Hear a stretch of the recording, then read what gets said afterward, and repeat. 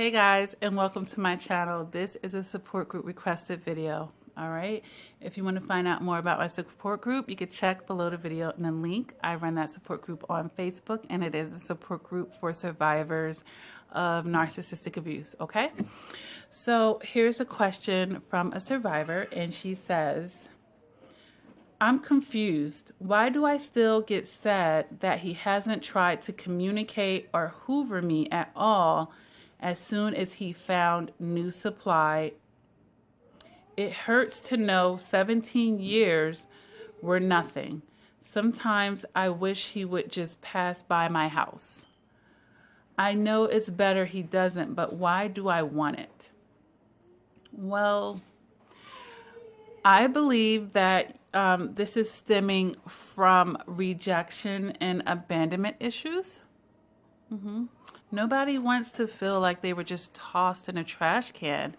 And, 17 years is a long time to invest in a relationship, even if it's a toxic relationship. It's still an investment that you made with your time. But let me just say, ooh, the screen just like totally went off as I'm looking at my computer. It doesn't matter. I know what I wanted to say. 17 years is not nothing, okay? Why? Because you can actually still learn something. I mean, however long you stayed in that relationship, it just meant that you weren't ready to see the signs. You weren't ready to move to the next level in your journey, to illuminate your consciousness to a higher level. You just weren't ready yet. And that narcissist probably stayed in the situation and milked it and milked it and milked it and milked it.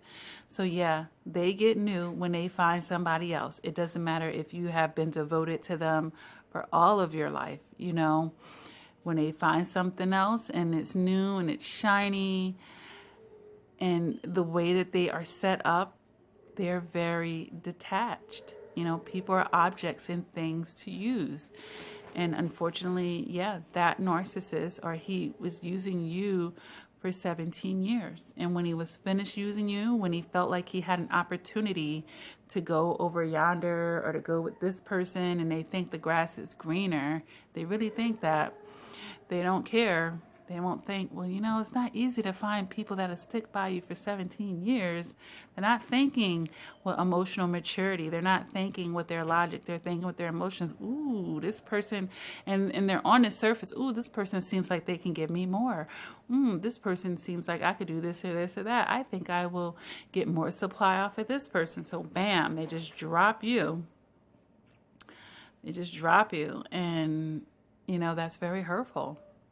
So you feel sad because you were used to that relationship. Even if it was toxic, you got used to it. Probably a lot of the toxicity became normal to you, and you were probably even desensitized and numbed down. So you may be even minimizing a lot of the harm and toxic things that he was doing to you. All right. So it may not even be about you wanting to get back with him. It may just be that feeling of how it ended, that feeling of how he left, and how that made you feel abandoned and rejected. Sometimes it's as simple as that. You can be like, you know what? I don't want him back, Lakia. I feel some kind of way that he doesn't want me. And it's a little bit of our ego, too, when you want to think about it psychologically. It's a little bit of our ego. It's a bruise of our ego. Like, how dare you? Like, hey, I was there for you. I was with you for 17 years.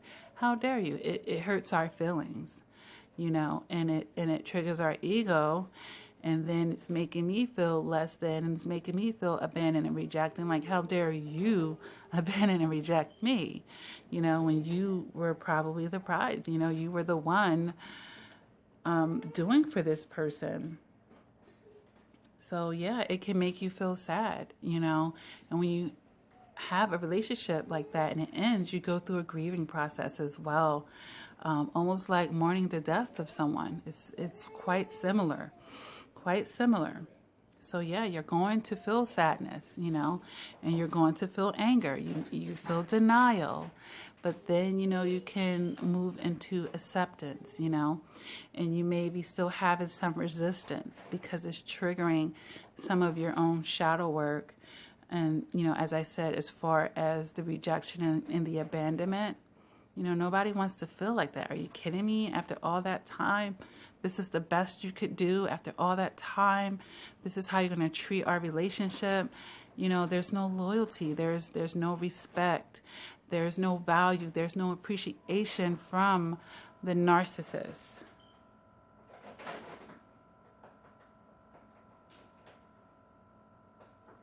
Just got this weird message here. So, you know, I want you to just understand that about the narcissist, you know, and that you're not holding your breath for that narcissist to come back. Now, trust me, if they fall on their face with the new supply, they will try to come running back to you. But then you're going to have to love yourself more than going back to your old pattern, which is heavily engraved in your mind because of it being the 17 years, okay? So, you know, I hope that this video helps you understand, you know, why you still feel sad about that. I mean, you're human and you have feelings, and it's not kind and it's not nice, you know. And I understand it doesn't mean that you want this person back, but it just means that you have feelings. I mean, that's never going to be okay, and it's very devastating to experience something like that. So, it's going to take some time. But, you know, if anything, I'm more concerned about, I just want him to ride by. Or, you know, maybe it's a situation where you want him to attempt to hoover you just so you can reject him. Or just so you could feel like, you know, okay, well, at least I know he wanted me back, even though I'm not going to take him back, you know. But I always tell people it's better not to be wanted by certain people. Certain people, you should feel happy to have them, you know, out of your life. You know, it's like the garbage taking themselves out. And if they could do this to you, I see a piece of freaking hair, after 17 years, you definitely don't want to give them another 17 years, sweetie. Okay? So see where, you know what, you're working on your perception to see where it's a good thing, that he's not coming back. He knows better now. He knows, you know, you may just be telling yourself that story. It's because of the new supply. Maybe you finally stepping into your strength to the level where he knows that he can't thrive there with you anymore. He can't get that supply that he used to get because you're getting stronger and you're getting better. And it's a process, you know, and you still have some toxicity in you to get purged out of there, or else you wouldn't be craving for him to be coming anywhere near you. You would be happy if he was on another planet. That comes when you reach full healing there, okay? You're still working your way there. So it's going to take time, and in the meantime, you may still have some toxic ideas and thoughts that cross your mind. But if you step into your logic, you'll know why you're still thinking those things. And if you watch my videos, it'll definitely make sense as to why, okay? So I hope that this is, you know, giving you some comfort to understand, you know, why you still feel sad about that. There's nothing wrong with being human. All right? All right. So I hope this helped you. Keep doing the work, guys. And until next time, please take care.